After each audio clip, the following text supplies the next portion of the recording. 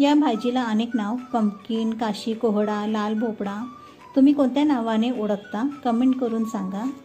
याच्यापासून मी गोड पदार्थ बनवणार आहे। साल काढून वॉश करून तुकडे करून घ्यायचे आहेत। पातेल्यात सर्व तुकडे घालून मंद आचेवर शिजवायला ठेवायचं आहे। 15 ते 20 मिनिटं हे झाकण लावून शिजवून घ्यायचं आहे। मऊ लुसलुशीत झालं की काढून घ्यायचं। आता हे सगळं मॅश करून घ्यायचं आहे। मॅशर किंवा चमच्याच्या सहाय्याने तुम्ही याला मॅश करू शकता। 1 वाटी साखर घालून मिक्स करून घ्यायचं आहे। साखर ही लवकर विरघळते, यात गुळाचाही वापर करता येऊ शकतो। इलायचीचं पावडर व बारीक काप केलेले खोबरं घालायचं आहे।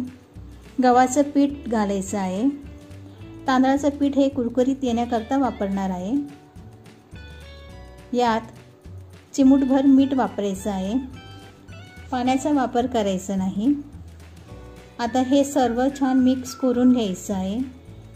भज्यासारखं पीठ तयार झालं पाहिजे। लो टू मीडियम फ्लेमवर भज्यासारखे हे तळून घ्यायचं आहे। याला गोड बोंड असं म्हणतात। विदर्भात हे खास करून केले जातात। हे चवीला खूपच टेस्टी लागतात। मुलं असं भाजी खात नाही, पण कधीतरी असं बनवलं की मुलंही आवडीने खातात। नक्की करून पहा। धन्यवाद।